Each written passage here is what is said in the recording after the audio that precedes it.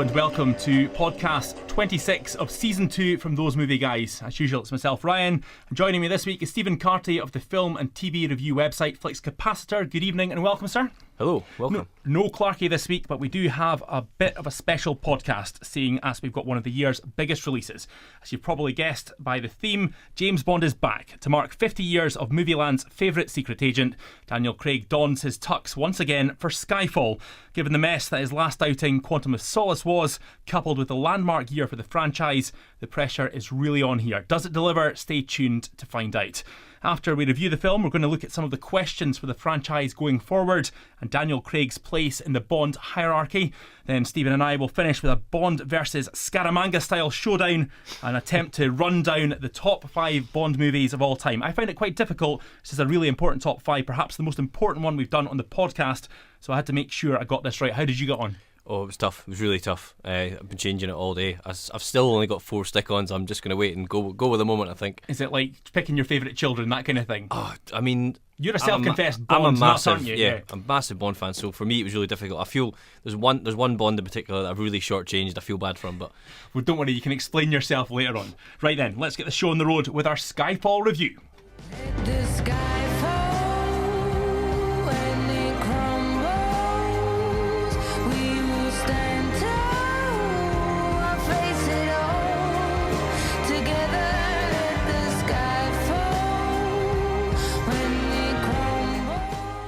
Okay, the main review this week obviously is Skyfall, starring Daniel Craig, Javier Bardem, Dame Judi Dench, Ray Fiennes and Naomi Watts. Directed by Sam Mendes, Oscar winner behind American Beauty, Road to Perdition, Jarhead and Revolutionary Road. Now, I was having a look through the list of directors of Bond. Is it fair to say he's the biggest named director to ever helm a Bond movie?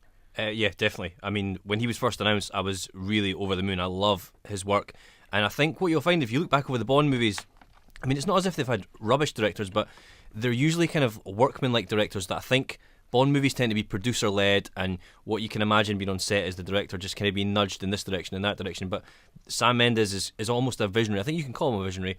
And I think he's an A-lister. That's fair absolutely, enough, isn't it? Yeah, I would say so. I went through the list. I couldn't find anyone as big as him. So I kind of think this heaps the pressure on them even more, because he'll be expected to do a bang up job. Yeah, Daniel absolutely, Craig is expected to step up to the plate after the disappointment that was Quantum of Solace, and it was disappointing. It was very disappointing. I think it's been a little overkicked over the few years since it came out.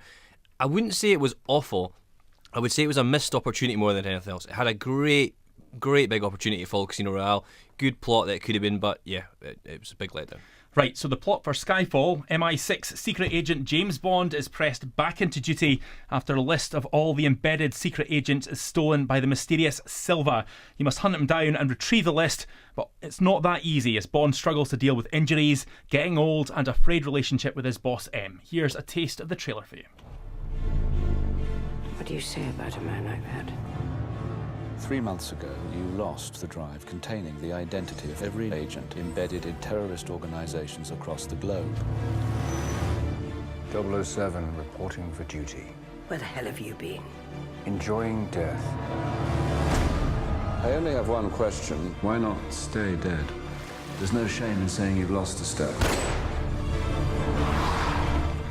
There you go, a quick taster there, and it kind of encapsulates the film in that 30-second clip there. Right, I went into this expectations massively high. With everyone involved, given what's gone before, I was expecting great things here. When I do that, I usually let myself down. It's happened to me twice this year. Prometheus was an absolute letdown. I thought it was terrible. You're still hurting from that, aren't Yeah, you? I'm still hurting from that. I thought the last Batman from Christopher Nolan was good. I didn't think it was great. I was slightly underwhelmed, and I was really looking forward to this. So I had a bit of trepidation going into this. You had it in the back of your mind that it might not be as good as everyone's making out, didn't you? Exactly, and there have been a lot of great reviews, and I'm very, very pleased to say, for once, a film has not just lived up to my expectations, it's kind of surpassed them. I absolutely love this. Without doubt, one of the best Bond outings. We'll get to that later on, but I think Daniel Craig has absolutely hit out of the park here. A fantastic Bond. Exciting, well written, looks amazing. Oh, it does.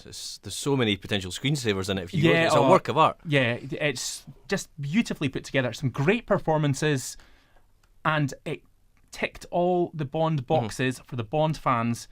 The biggest thing that I had against Daniel Craig coming up to this is that he was a very serious Bond. He was very good when he brought a level of emotional depth to the character that hadn't been there before, which was brilliant, but he lost the humour.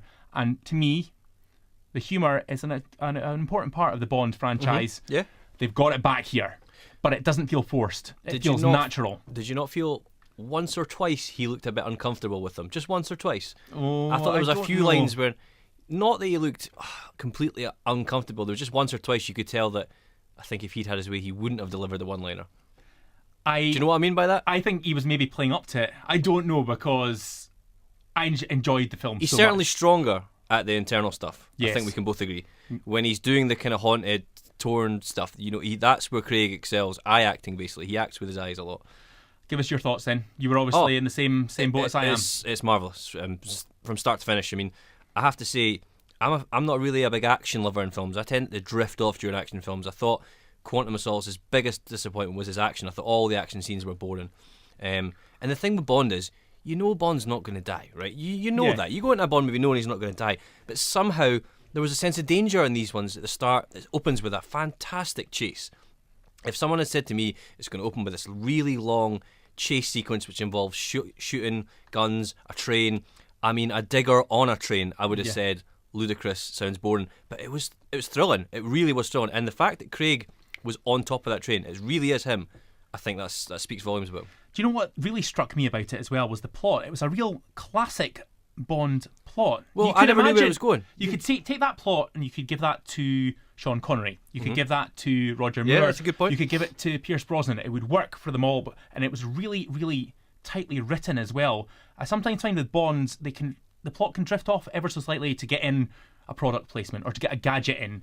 This is really focused, and everything is really tightly woven together. Characters, the plot, it works so well, and it's because of that, I think it improves what's gone before. It's very tight reins over it. Yeah, it was definitely a story. It was never just killing time before the next action sequence. You get the feeling that Sam Mendes has sat down and says, right, I am going to tell a story, and that's it. I read something with him the other day where he said, I was not going to compromise on this film. I was going to make the film that I wanted, and that was that. And I think he has. He's done it.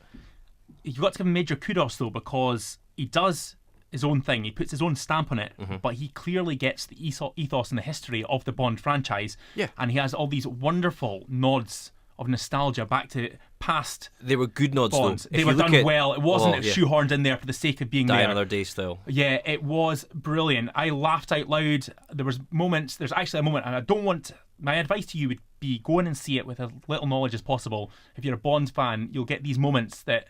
Is it inside a car? Is that the one you're talking about? No, it's before that. There's a moment reptile? where... no, there's a moment where him and M go off together, and he pulls back a garage door, and at that point, the original James Bond music kicks in. The hairs on the back of my neck stood up, and I laughed, and I was like, that was magnificent. It just pays homage to what's gone before without it being gimmicky. It's Bond, but it retains the sort of edge that we've seen from Daniel Craig's first couple of movies, which is good. When I first heard they were going back to be more Bondy, I thought, puns in excess already, No. Let's not do that. But this is a perfect balance. This, for me, is now the template for what whoever follows next should try to accomplish. Let's talk about the performances then. Daniel Craig, fantastic. This is his best Bond, isn't it? I don't know if I'd go that far. You like Casino Royale better? As a movie, or in terms of Craig's performance? Performance. I think he was... I'm going to give him... I'm just going to say Casino Royale just because it fleshed out the character slightly more. Yeah. But he was great in this. He was fantastic. All the stuff at the start where he was sort of haunted, broken man, and he was trying to get back into MI6 and he couldn't. Fantastic. That's where his strength lies. Javier Bardem, iconic villain here. He really chews this scenery up here, but not in a bad way. No. He is every bit Daniel Craig's equal in this film, I think. Yeah, I think he was very Joker-like, but not in a rip-off way, in a good way. Yeah. You've got his introduction's fantastic. You probably won't even notice it. He gets out of a lift and he walks from the back of the frame right to the front of the frame, delivering this monologue about rats. And you might think, what's he talking about? But by the end, it's a clear point, and he then deconstructs Bond. And you've seen that lots of times before. You've seen villains try to deconstruct Bond, but this is brilliant the way it's done. with even sort of homoerotic undertones. Yeah, it takes it into an area no Bond has gone before there. And Bond's comeback is brilliant. Yeah, exactly. He handles it so well. Dame Judi Dench, I thought she just about steals the film with her performance here as well. Like, I don't know about you, but I always hate when they bring M into the field. And it happened a couple of times in the Brosnan era when you've got M in this cage and M's in danger. I hate that. Keep her in but the way they used her in this film was brilliant. She was the Bond girl. I mean, the two Bond girls were okay, they were fine. But this is M. M is the Bond girl here. Yeah, and it's a kind of triangle. Their relationship is the triangle. It's the crux of this movie. Yeah. What do we think of the new Q? I liked him, yeah. I liked him. Again, I was scared that they were going to have him in the field, Bond, protecting him and shooting and bombs blown up behind Q, but no, the use of him was perfect. And they kind of did a nod to the Desmond Llewellyn style character, but it was done grumpy. A youngster that's grumpy. I liked that, yeah. Yeah, it was very, very good, but it was done in a contemporary way as well. Because they kind of verbally spar for the first few minutes and then Craig says something and they just kind of have a half smile together. I thought, yeah, that's great. That's what it should be. It's the beginning of a friendship. Yeah, there, sort of isn't it? moany and cranky with each other, but that underlying respect. Do you think... This is the big question I asked myself when I got out. Mm-hmm. I loved it because I'm a Bond fan. You are a much bigger Bond fan than I am. You're a nut. You would have loved Thanks. all the nods. You know, I mean that in a good way. You know, you really, that's your franchise of choice, isn't it?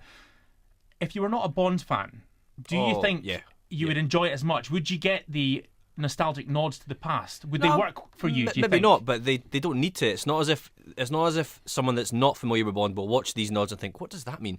They just kind of happen organically, and it won't take them out of the picture. There's lots of subtle nods that will make us laugh, but it's a picture for everyone. I think it's a big crowd pleaser. Right then, mark out of 10. A solid 10 for me, an easy 10. I might come back later and take that down slightly. I'm going to see it again soon, but no, at the moment a 10. Is it a contender for one of the films of the year? I think it is. Personally. Yeah, definitely. I give it a 9 because I never give a 10 out on first viewing. That's fair enough. I suspect I already want to go back and see it. I suspect my love for this film will grow over time. It's one of these films I enjoyed so much I could have gone straight back in and watched it again. Now that happens very, very rarely with me, but I absolutely could have done it on Saturday. And do you know what? There was this brilliant kind of cross-section of people in the cinema. It was jam-packed. It was a 3 o'clock showing on a Saturday afternoon, filled with young, old. There was not a spare seat in the house. We had to queue to get in. And I thought, this is the Bond effect. When they get it right, this is the effect that it can have. It made over 20 million quid in the UK on its own in the 3-day weekend. I believe it's second only to Harry Potter of all time. That was 23 million. But across the international market, which excludes America, 48 million. That's fantastic. It's so good when a good picture does that. And it's going to open in America next week, and it's going to go crazy across there, I think, isn't it? I mean, Bond is... It's quite good to have a British product that we get first, and it's a very really British film as well. Despite the far-flung locations that he goes to, London is the main story, the crux of it, isn't it? There's London, there's lots of time spent in London, lots of time spent in Scotland, and I think that's overdue because you tend to forget that when Bond started, one of the appeals of the James Bond movies were the globetrotting, because back then the world was kind of bigger. You didn't go on holiday as much in the 60s and things. People didn't see these parts of the globe, but now people can go travel and go everywhere, so it's not as cool going to Turkey or going to wherever. So now the cinematography really shows it off well as well. I thought the casino in Macau was just breathtaking. Yep. That was a real nod to old school Bonds. A casino, a bit flamboyant, him floating in with the alligators below them as they walk in, but it wasn't unrealistic, it wasn't silly. I mean, it was slightly less realistic than the two that have gone before, but I think it works better because of that. You're allowed just that wee bit more fantasy into it as well. Mendes is quoted as saying that he thinks Bond exists slightly between reality and hyper-reality, and I think he got the balance well. There was nothing in it. Like, for example, I said a minute ago, the Digger. I thought the Digger on the train was going to be ridiculous, but the way they used it was fine. He was trapped, he had nothing to do. He just turned it around and ran up it. Brilliant. There is talk of this being the first Bond that could be Oscar worthy. No Do chance. you agree? No. I would love it to be, but absolutely no chance. I have a massive problem with the Oscar Bonds because they will never ever pick a picture like this, no matter how good it is. This you will not see this nominated for Oscar. If it is, I will do the podcast immediately following it in the buff. You've heard it here first. I mean, please let it not get nominated. Just for the sake of my own eyes. But you know what I mean? It never happens. Pictures like this. Yeah. If there's any form of action or sci-fi or genre, no chance. It's always the same sort of pictures get the nod. Right. I think you can probably tell it's a big thumbs up from the pair of us here. I would arguably have it in my top 5. Is it number 1? We'll have to wait to the end of the year and see. I will go and see it again, but this is one of the best films of the year. It's the best blockbuster of the year by far, the best action film of the year by far, and among the best films of the year. It's just a great film. Yep. Other than all the kind of franchise elements that make it so interesting. Yep, completely agree. Okay, let's move on to the next section where we'll discuss where they'll take the Bond franchise next.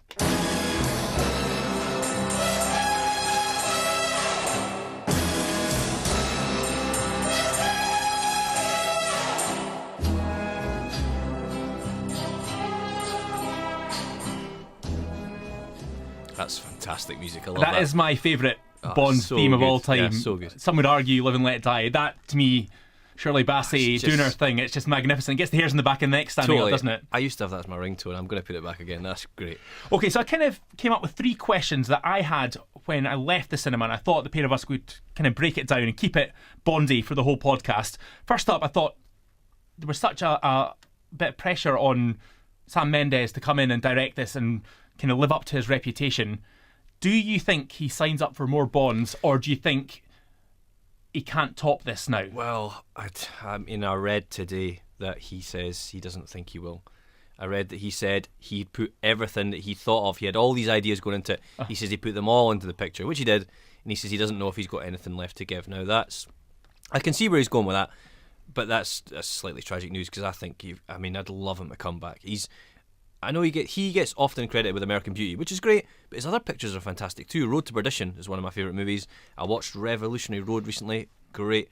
I think he's a fantastic director. I'd love him to come back, but I don't know if he will. Do you think that's just posturing as well? Because I don't know. I can see what he means, though. Yeah, once this goes in America, though, the adulation is gonna come this way. What I'm hoping is it'll be the same thing as the Dark Knight Rises, because Nolan said he would never do a third Batman because all his ideas were gone. But the amount of money that the Dark Knight made, you imagine that the suits would have been like, come on, come back, we'll give you all the freedom you want, you can do this, you can do that. So he strikes me as the kind of guy that likes a challenge as well. So this is as big a challenge as you get, topping what you've done before. I think all he has to think of is a good direction to go and a good story. And I think if he gets that hook, and what you find with these movies is Daniel Craig's quite involved creatively. I think he likes a good movie as well. He likes a good story. So I think he'll obviously know this is a big success. He was quite vocal about his disappointment with Quantum. So you might get Craig on the bandwagon as well, saying, come on, Sam, come back, let's make this. My second question kind of follows on naturally. Where does the character and his new crew go from here? Because we get a whole lot of new characters introduced in this film, and I think on the whole they all work. Yes, it's tough to talk about them though without ruining a without couple ruining of good it. surprises. Yeah. But do you think there's enough of a crew there that they can now take this and maybe use it for the next film, or maybe a third as well? Well, yeah. I mean, did you read the thing about John Logan, the screenwriter? No, I didn't. John Logan, the new screenwriter who wrote Skyfall, he is one of Sam Mendes' regulars. He's already signed to write the next 2 Bond movies, and he's going to write a 2-parter, apparently. Right, so if they're in for the next one, they're in for the third, basically. Yes. That's always a good sign. That is a very good sign. However, I have no idea where I'd go with the character Bond. But I said that after Casino Royale because I thought Casino Royale fleshed him out so thoroughly. I don't know about you. I thought, what can they do with the character now? They've done everything, but I loved the angle they took with this. The fact that he's older. Fast forward into the end of, not the end of his career, but that was great. Because Craig is looking a bit, facially he's looking a bit slightly harder.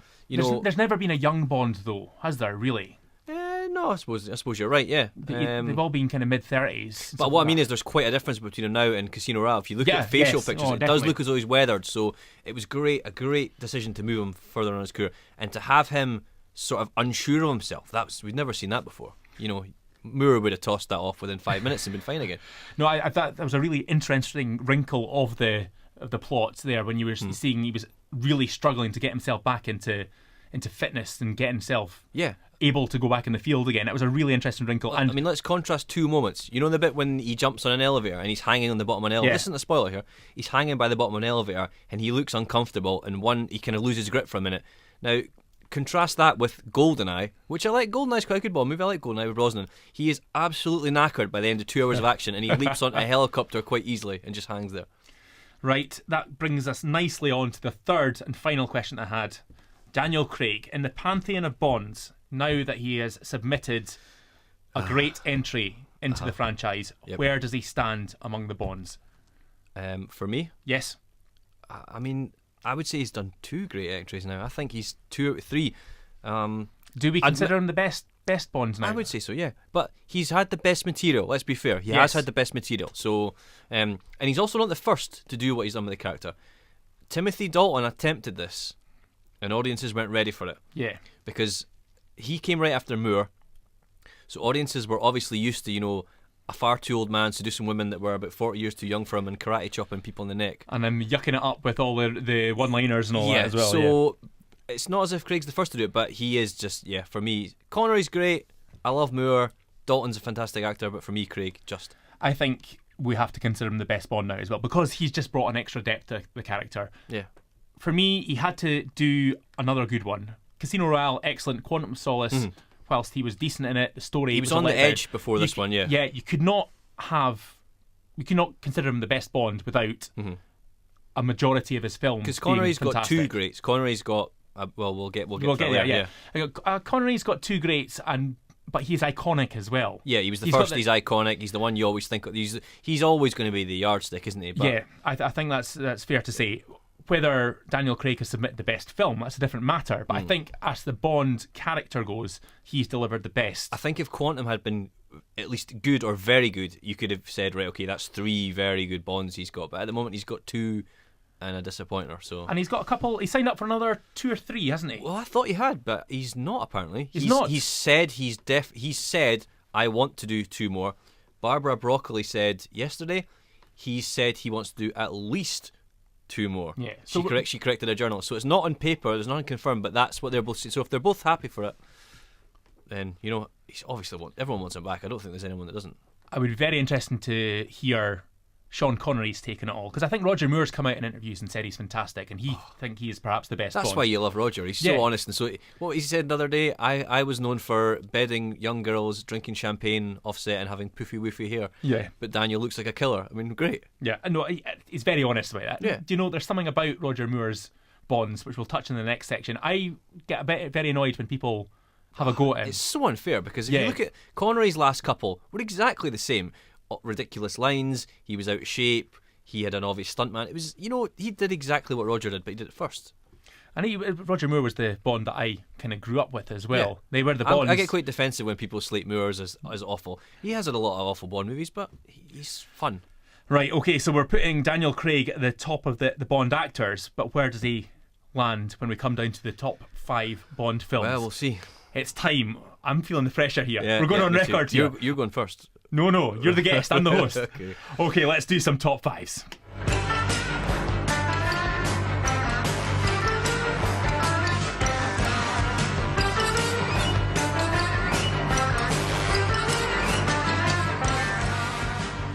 Okay, no holding back here.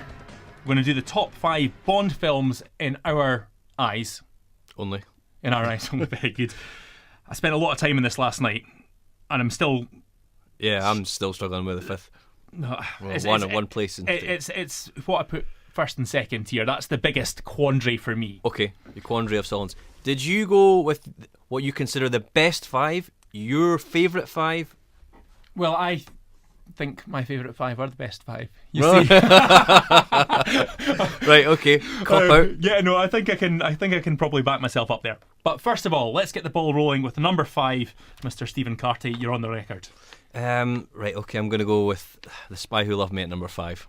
I've got that at number 4, but carry on. Okay. I think it's generally agreed as Roger's best. I think I wasn't going to put it in today, but I think it deserves to be there. It's got the Lotus Esprit, an iconic car. It's got Jaws for me, which is probably the best henchman. Maybe Odd Job or him. I think Jaws is fun. I mean, the fact that Richard Kiel came back in Moonraker as well, so he's obviously a well-loved... You never get a henchman coming back. Once they're in, they're dead and that's it. But, I mean, he was really intimidating. And for all the talk of Moore's movies having no danger or suspense or whatever, the sequence in the train when he fights Jaws is great. And this is arguably Roger Moore's most serious Bond as well. That's the way it's among the most serious ones. I mean, it's got the parachute jump as well at the start, which is great. Of course, with the Union Jack. And it has the audacity to hold silence. He jumps off the cliff, skis off the cliff. Sorry, as Alan Partridge narrates brilliantly, and it holds silence for a couple of seconds, and then it's great. Well, I wanted to give Roger his dues. Yeah. So I had him up at number 4. I'll be honest. I it's in because of my love for Roger. Yeah, I wanted to have him in there. Yeah, I think he definitely deserves a wee tip of the cap. Yeah. My number 5, I went for Casino Royale, number 5. Oh, 5, right. Number okay. 5. I thought it was a brilliant reinvention of the franchise. Mm-hmm. I thought it was arguably one of the best Bond performances. But as a film, it looks great, it sounds great. It doesn't quite have the humour of the Bonds, and it is a bit overlong. If we're picking hairs, which we have to do in this top 5, but I will definitely agree it's overlong because I think there's 2 very long action sequences that could have been cut down. So yeah, I get. But it was a reboot with the classic Bond feel to it, and it was the first introduction to Daniel Craig, who definitely needs to be in the top 5 films. Yes. So I had it at number 5. Okay. You could argue up and down by 1 or 2 for me. I wouldn't disagree with you. Okay. But it's definitely in there. Number 4. What did you have? License to Kill. Oh, really? Yes, you're not a fan? Carry on. I think Timothy Dalton's the most underrated Bond by a country mile. I think he's a really, really good actor. I think, like I said earlier, he tried to do something with Bond that Craig is now doing, and License to Kill got hammered when it came out because it was so serious and dark. But that's right up my alley. It didn't have the one-liners, didn't have much of the humour. I mean, he chucks a guy in a sort of maggot tank at one stage and says "Bon appetit." But apart from that, it's very serious and dark. But I think it's great. Great bad guy, Sanchez, and Benicio del Toro's sort of first big screen role as a henchman. Yeah, and so you've got a bit of love for Timothy Dalton. You think he's underrated? A great actor. Yeah, I think he's really underrated, and I think he had a difficult job because he was going to do a third, but then there was a lot of financial trouble with the studio, and it never materialised. And by the time they got around to it, that's when Brosnan came in. Because he was supposed to be in ahead of Timothy Dalton, but he couldn't get out of his contract for Remington Steele at the time. So yes, Timothy Dalton came in and did Living Daylights. I think Brosnan had 60 days, and it was the last day he found out he couldn't do it, and he was apparently quite gutted. And Dalton came in. I think had Dalton got a third, it would have been great, because the third's where the Bonds tend to peak, as we've now got proof. Yes, indeed. Okay, in my number 4, I said I had The Spy Who Loved Me. So back to you for number 3. Goldfinger. Okay, You're surprised? I've got higher up. I'll explain why shortly. Okay. I mean, I have no quandaries with Goldfinger. If I speak to a Bond fan and they say their favourite is Goldfinger, I have absolutely no problem with that. Goldfinger is fantastic. It's the blueprint of Bond films. I think the first couple, I'll really like Dr. No, and then there's From Russia with Love. They are a bit too dry and stuffy for me, a little bit at times, okay? But then Goldfinger hits it out of the park. It gets the right balance between action and seriousness, and it's before the Bonds got silly and excessive and had empty volcanoes and nonsense. It was the first blockbuster Bond, yeah, really, as well, wasn't it? And it brought in a lot of the parts of the film that became a staple for Bond films. So it was the first to have a title sequence. Yeah, pre-title sequence. Yeah, sorry. It was the kind of start of the first Bond girl gets bumped off. Yep. And then you get a second Bond girl later on. Proper bad megalomaniac, bad guy, proper henchman. Yep. Theme tune. Iconic theme tune. Yep. Arguably the best. The pre-title sequence is fantastic. He comes out of the water with a rubber duck on his head, which is great. He pulls a white tuxedo out from underneath it. And I think that was an iconic Bond in the fact that it really took him to the blockbuster audiences. It really cemented it. Yeah. That's why I've got it higher up. Where I've got it, there's a moment in Goldfinger, right? And I think it's the moment where the franchise hits its stride, and I can pinpoint it to a 5-second stretch. He knocks a bad guy into a bath, hits an electric fan in, says shocking, positively shocking. Yeah. Tucks his jacket in, and Shirley Bassey kicks in, and that was it. From then on, there was no looking back. Arguably not Sean's finest acting, but I think it's probably his best Bond. Oh, it's definitely his best Bond. He was at his coolest, his suavest, his most virile. I think afterwards he started to look tired. My number 3, I went for From Russia with Love. All right, okay. For the exact reasons you don't like it. No, I don't. I don't dislike it. No. You don't dislike it. The exact reasons that you've not got it in your top 5. Then a bit more of a serious Bond from Sean Connery. A really kind of twisty plot. It's the most espionage sort of plot. Yeah, old school espionage, Cold War-ish feel to it. I think it's arguably Sean's best performance as Bond as well. Right. And I just think, if we're going to link a Casino Royale or a Skyfall to one of the other ones, I would say redo that as Yeah, I would absolutely. I think there's definitely mileage there. Great story. The only downside I would say, the baddie's not that iconic, but it leads us up to Blofeld. no, in yeah, the, yeah. In the end, I want to make it clear I don't not like Commercial. I think it's great. I think, like you say, Connery's really cool in it. The train sequence with Robert Shaw. I think Robert Shaw is another henchman who's fantastic. He's brilliant. The reasons why I didn't have it in were, I think there's some sort of drier bits like the gypsy camp. I'm not really sure about that. And there's quite a lot of time when Bond's off screen in it. And in the Connery films, I think it works best when it's just pure Connery seeing what he sees. I think he's in every scene in Doctor. Well, not every scene in Doctor No, but most scenes. I just think it's the most spy. It is, yeah. I'm making up a wee word. It's there. definitely the most spy. Yeah. So I thought I wouldn't object to that. You know. I'm trying to argue it in there, but we're not getting to the kind of top end of it. Number 2, then what have you got? It's Casino Royale for me. You got number Casino 2. Royale at number 2. Now again, it's definitely not a perfect film. I think it's overlong. I agree with you on that. I think the first action scene, the parkour one, and the big action scene at the airport, they kind of are like leftovers from the Brosnan era. And when I had seen the first half of the movie, I was sitting there thinking, there's some good stuff in here, but I'm quite worried about where this is going. For me, though, the third act of Casino Royale is the best act in any Bond film, bar none. And I'll tell you why. Okay. It really goes in unexpected places. I mean, it's not a spoiler to say that Vesper dies. I think we can say that now. That's years ago. You know, the heroine dies. The acting from Craig when she dies is my favourite acting in any Bond movie. You know the bit I mean, when he drags her out of the water. I know exactly. Heartbreaking. He looks annoyed with her. When she's kind of gone down in the cage and he's gone to save her. He drags her out, brings her up, and tries to resuscitate her. And the look on his face, the range of emotions he plays in that minute is fantastic. Then at the end, the theme tune kicks in. He's wearing the 3-piece suit from Goldfinger, shoots the guy, and that's almost James Bond being born at that point, isn't the James Bond that we all is him know. Becoming Bond. Yeah, you could have called it James Bond Begins. I mean, the torture sequence when he's naked and he's getting his nads whipped. And Mads Mikkelsen is a really good baddie as Le Chiffre as well. He's a really good bad guy in that as well. And you know what I like as well? They have a lot of people have moaned about the poker sequences, but for me, there's more tension in the poker sequences than 1,000 monologues. That is straight out of the books as well. That is Ian Fleming. Well, do you know what I read recently? The second half, which is the bit I love, that's the whole book. The first half is completely manufactured. So that maybe explains it. The first half is quite new age Bondy, and then the second half, like you say, is all Fleming. So that makes sense to me. And I really appreciate that side of Casino Royale for it. I just think I would have cut a lot out of the first half and just I think it's overlong by maybe about 20 minutes to half an hour. Yeah, you could have a more compact film, but there's no doubt that it's one of the best Bonds, definitely. This is the problem that I had. So okay, you're number 2. Yeah, I'm. You're still deliberating? I'm still no. I've got it written down. Do you want me to hum a Bond theme? No. And number 2, against all my better judgment, I've gone for Goldfinger. I was going to say that is the iconic Bond that started it all off. And you know, if you were going to show a Bond film to someone to try and encapsulate what he is in one film, up until Saturday, I would have said Goldfinger every time. Yeah.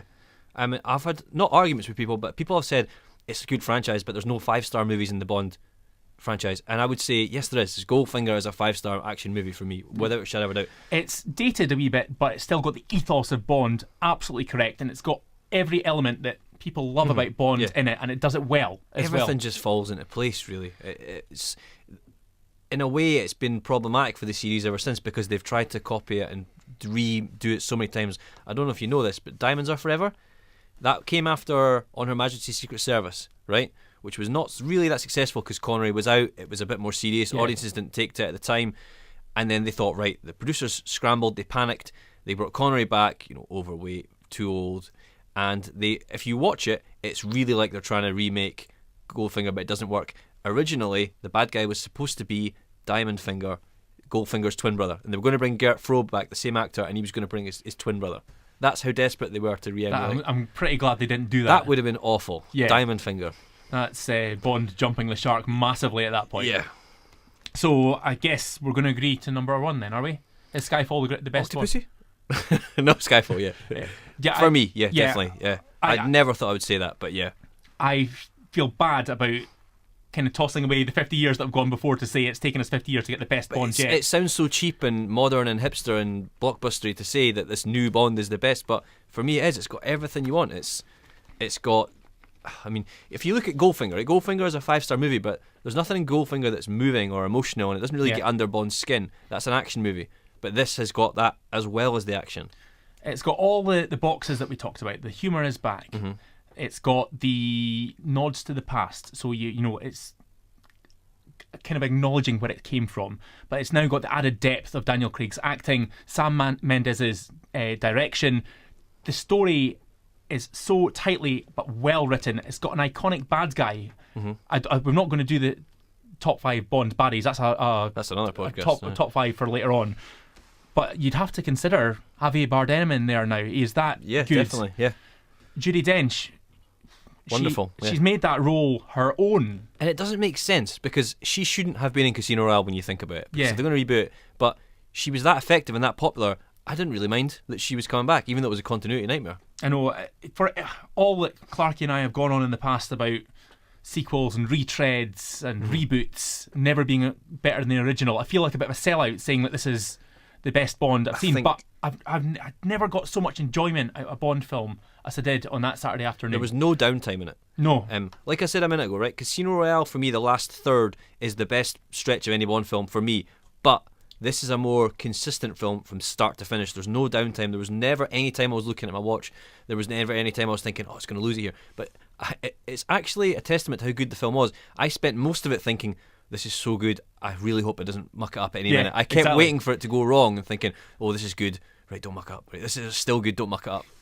That's exactly how I felt as well. And there's a wee moment where the bit comes up, it says James Bond will return. Oh, and yes. There was kind of an enjoyment and relief at the same time. I had a wee fist pump to myself inside. I was like, yes, they've nailed it. I think they could have almost changed that into saying James Bond has returned. Oh, yeah. Well, no, I not that I would have, but in a way that makes sense because he has. The only question I had about putting it at number 1 was the nods to the past. Would someone who is not a Bond fan appreciate them? And that's, I thought to myself, can I make this the best Bond if they're not going to get what's gone before? Oh, I think so. But it's done so well. And then I thought it could. You've said it. You've made up my mind here as well. There's something for Bond fans, but it's a brilliant film on its own. It would stand as a standalone film. Yeah, it's not just a great Bond film. It's a great film. And you only need to see people on Twitter and on Facebook raving about it. People I know that don't even know anything about Bond. They wouldn't be able to tell you who Timothy Dalton or George Lazenby are. So I don't think we're going to be that far off when it comes to our definitive top 5 here. No, can I quickly say something about On Her Majesty's Secret Service? You want to get this is the one that you feel you've shortchanged? No. A lot of people rave about On Her Majesty's Secret Service, and I can see why. I really like it. I think as a kid I didn't like it, but it's a very grown up and it's a very adult Bond. The ending is fantastic. It's so brave and so heartbreaking. Yeah. But I don't think it's quite as good. I think a lot of people make out that it's good because it's become cool to say that On Her Majesty's Secret Service is the good one. It's got a lot of good stuff in there. But Lazenby, bless him, is just not a good Bond for me. There's so many stories about that film as well. People leaving the cinema before it finished when he's getting married and they missed the whole... Yeah, the best bit, which is the whole point of the film. Essentially, that's how Bond became Bond. Yeah, it really is shattering. In the old school films, it's such a brave move, and it would be in my top 10, definitely. But I think the point I wanted to make is a lot of people that might be listening think, "Oh, why you've missed that one out?"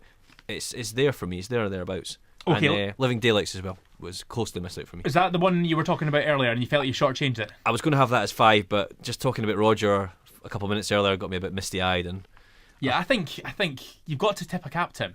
Yeah, just like Alan Partridge has got that picture of Roger beside his bedside, you know. Okay, so if we try and break down a definitive top 5 here, a lot of crossover, so we should nail this pretty spot on, and I don't think there's much argument here. At number 5, the only question mark for me is License to Kill or From Russia with Love. Shall we put Timothy Dalton in as the underrated Bond that doesn't get the credit he deserves? Yeah, he doesn't get nearly the credit he deserves, I think. I think maybe when you're younger you won't appreciate what he does, but if you're looking for an adult, serious Bond out with the Craig canon, then you've got to look at Dalton's Was movies. the right idea at the wrong time, you think? Too early for audiences. Okay, so License to Kill, number 5. Number 4, let's tip the cap to Roger. Sir Roger. Let's have The Spy Who Loved Me. And Stop that's his getting Bond right. Yeah, that's his best Bond film, isn't it? Yeah, His third, well, the third, as it tends to be the case with, that's well, maybe not. I wouldn't agree with that with Brosnan, but yeah, the rest, yeah. Number 3, this is where we'll maybe get into an argument here, but let's put Casino Royale at 3. I had it a bit lower down, you had it at 2. This is a compromise, I think. I can live with that. You can live with that, because I think we need to put Goldfinger at number 2. Yeah, you can't. I can't. Yeah, I'm Just happy with Goldfinger being there. Pay homage to the If for Bassi, history for that's nothing gone. else, yeah. The best. See, it's in my head now. Yeah, it's the best theme tune. It's probably. Well, it is the best Bond until last Saturday.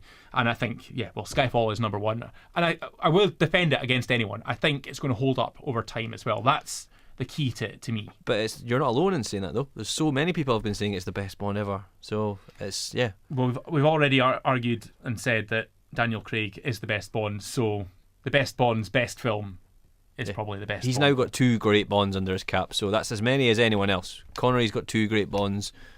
Moore's got 1, and he's got a lot of potential still. He could take it. He could easily do another one.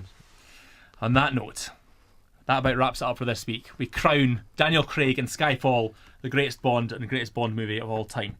But this is obviously where we want you guys to get involved. Have you seen Skyfall? Did you love it or did you hate it? I can't imagine anyone hated it. Yeah, I can't imagine that, no. Do you agree with our top 5 Bond films, or do you think we've overlooked one of 007's best movies? And there's a good chance that some people may think that we have. There's an argument to be made for ones we missed out, certainly. If so, drop us a line and let us know. Our email address is thosemovieguys@hotmail.co.uk. You can also follow us on Twitter. Just search for @thosemovieguys.